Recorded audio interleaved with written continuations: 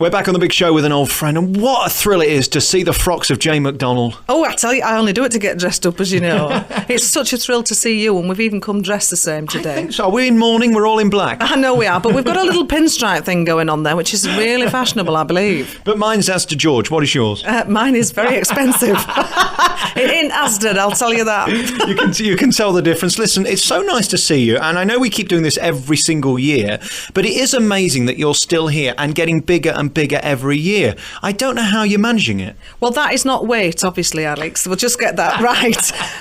I don't know how... It's wonderful. It is absolutely wonderful, and I owe it to the great public and the fans out there who keep coming back and supporting me. I'm extremely grateful, as I am with everything. You know, it's been 12 years I've been at it now, flipping heck. And you think it's going to be 15 minutes, you know, because usually it is, especially from a reality show. But the public have got right behind us. I give value for money, I think, with this show as well. It's a big production, fantastic singers on it, an 11-piece orchestra. You know, I don't make any money, but who does? At least you're happy, though. I mean, it's interesting. It's a year ago since we talked on the programme. I can't believe it. It goes so quick. It really, really does. And this year, for some reason, it's gone quicker than normal. So it has... They say that's a sign of getting old, don't they? My dad used to say that. The older you get, the quicker it goes. So I'm really getting quite worried now. But it's great fun. I do love every bit of my job. And I'm very, very lucky to be able to say that. It's interesting because I was thinking back to the first interview we ever did, which was over the phone. You'd just come off the cruise and you were 26 stone and I was 36 stone. And I said to you back then, I think the reason you'll be successful is because you are you and not a fraud. There may be embellishments of nice frocks and a bit of showbiz here and there, but I think people feel they know you, and that's so important in this business, isn't it? Well, it's lovely that they do know me so intimately. I mean, my whole life has been public for so long. Tragedy! Oh dear, they've been through everything with me. And also, if I got a bit big for my boots, my mother would give me a good slap, wouldn't she, really? So, and also, all my mates keep me grounded. You know, I actually work with my friends, and there's not many people can say that. So I don't think I'll ever... For me, this all happened to me when I was in my 30s. And I'm sort of who I am now. I'm not going to change. I've tried being posh. It didn't work at all. It didn't work at all for me. So, no, no. I love the fact that people accept me as who I am. That's nice. It's a funny life as well, isn't it? The people you get to meet, especially this time of year with Loose Women and the job I do. I mean, you just bump into people that you never thought you'd ever meet. We're from the north. We shouldn't be talking to each other. Well, that's true. I mean, yes, we don't do that, do we? You know, but it is great. I mean, I've met some fantastic people on Loose Women. And even the Loose Women, they're great friends. But we meet all sorts of different people in this wonderful business called show that we're in. And it is great. I don't see many people in theatre land because we're constantly on the move. So I don't know what anybody else is doing. But it is great to see so many people still going out there and doing it. We need theatres to keep alive because otherwise we'll all be out of a job, won't we? This is the coalface of show business now. This is where the hard work happens because TV, let's face it, is just you nattering with your mates. This is where you've actually got to deliver because coming here once is fine. But I mean, I think we were here about 4 years ago when you did this the last time. They won't come back if you're ripping them off, will they? Well, I hope. Well, no. And no, they shouldn't. If you think you're not getting value for money, then don't turn up again.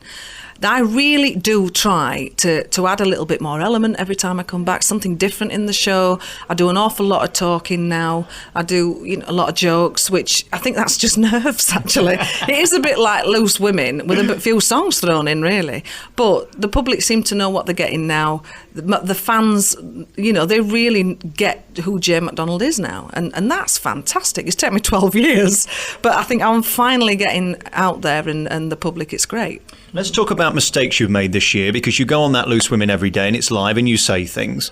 It's all right.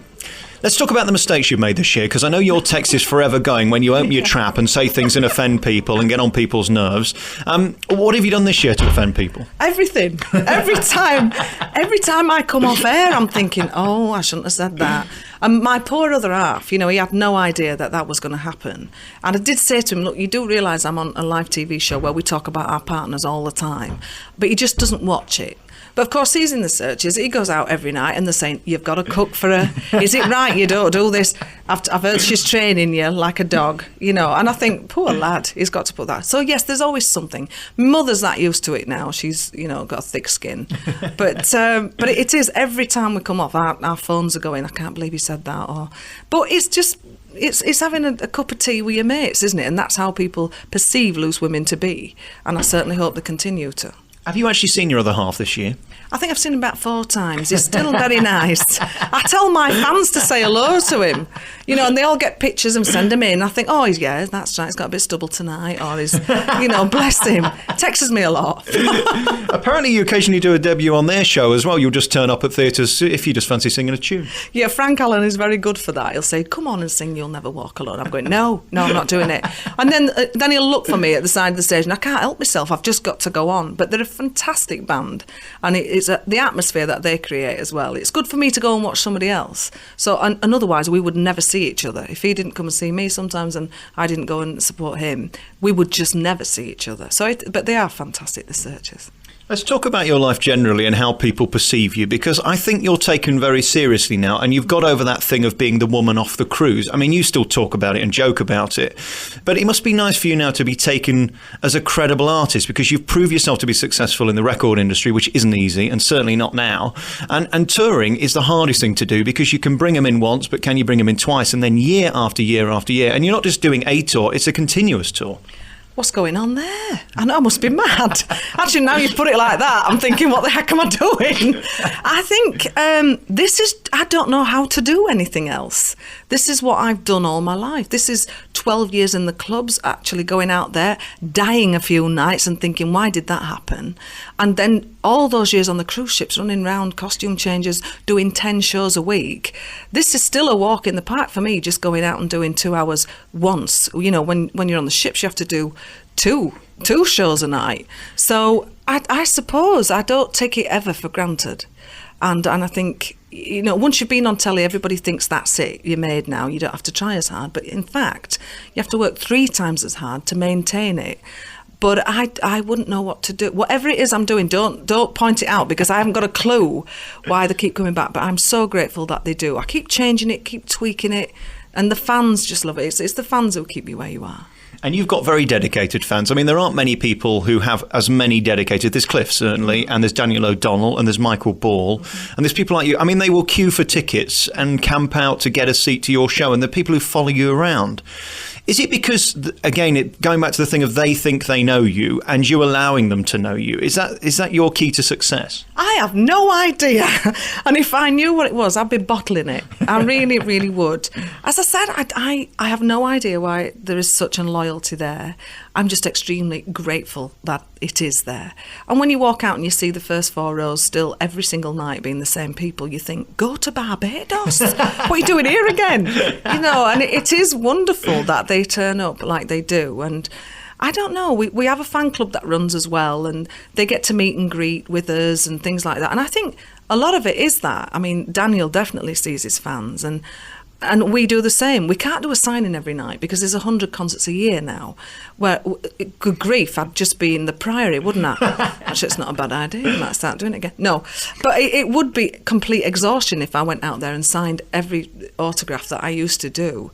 So now we have meet and greets where the fans in the fan club can come and meet me personally and get everything signed that they want to do. And that seems to work really, really well. It's nice as well that Loose Women let you perform from time to time at the end of the series and things like that, because we need to remember you are fundamentally a singer, although you're a chat show host and an interviewer as well. Well, yeah, they are extremely good with me, and it's the most perfect show for me to do because I've always done that as my second job. And they've always known that's been my second job. So it's not been very difficult for me to say, actually, I just need a bit more time off this time. Can you sort it out? So when I'm a bit quiet on the singing, mind you, that's not happening at all, quiet on the singing bit, then I do a lot more Loose Women. But, it is quietening down a little bit, but I'm still on Loose Women. I've just signed another year's contract with them. So I love that show, but it is difficult fitting everything in at the same time. It's almost been hoisted by its own petard because a lot of the big stars of which you're one, I mean, there are 4 really, in my opinion, you've all kind of had to go off and do other stuff, like Colleen's doing her thing at the moment and you're doing your thing. And that does kind of take away from the programme because I don't know whether I'm like you, but when I switch on, I kind of want to see you on there or Colleen on there, or I'm thinking, not bothered today. I love you for that. But I won't tell the others. Shh, we won't tell the others that, will we?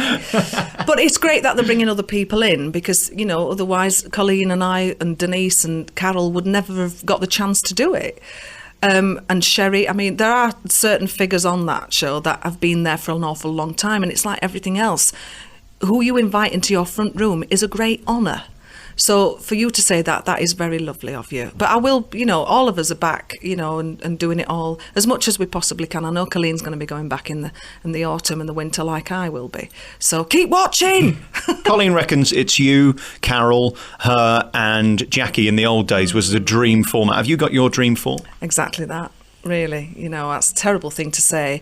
But I love Linda Bellingham. Lisa Maxwell is fantastic now as well. And Linda Bellingham, I think she's amazing, classy lady.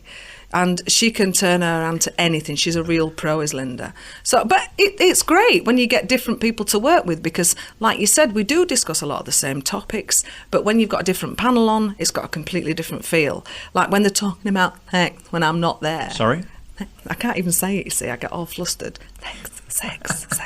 When they're talking about that, I'm like Mary Whitehouse. I go all flustered. Whereas if Denise is on it, you know every single graphic detail that is going on. You do know the ins and outs, don't you? Oh, I've learned such a lot. I've learned such a lot. I've been so naive. No wonder all my blokes have gone. Well, you do talk about their shortcomings. Favourite guest, very finally. Who do you like having on? Who do you look forward to? Because most of them have been on and then they come on again. Well, we've got a massive American sort of patronage now. I mean, Josh Groban, I always seem to end up doing a little bit with him, if you know what I mean, singing that is. We've got a bit of a flirt going on, and if I wasn't an engaged lady, I'd definitely make a play. But obviously it's not going to go for me, is it? But anyway, we had Bette Midler on, Whoopi Goldberg. But then the favourites that we've got, people like Paddy McGuinness, Dave Spikey coming on. We've got our favourite Sue Pollard, who's always a scream. Because, you know, you can relax a little bit and they just take over the show, which is fantastic. It's always lovely to talk to you. I'm going to let you get on with the show. The dressing room just isn't quite glamorous enough. It's got a touch of IKEA about it. B&Q 1947, hasn't it? Oh, I'll tell you what, if they only knew. I didn't know you could get a 3-watt bulb.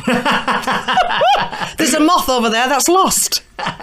Jane McDonald, thank you for being you and keep on keeping on. And I know you will be. If they want to go to your website, what is it? It's www.jane-mcdonald.com. Is that a hyphen or a dash?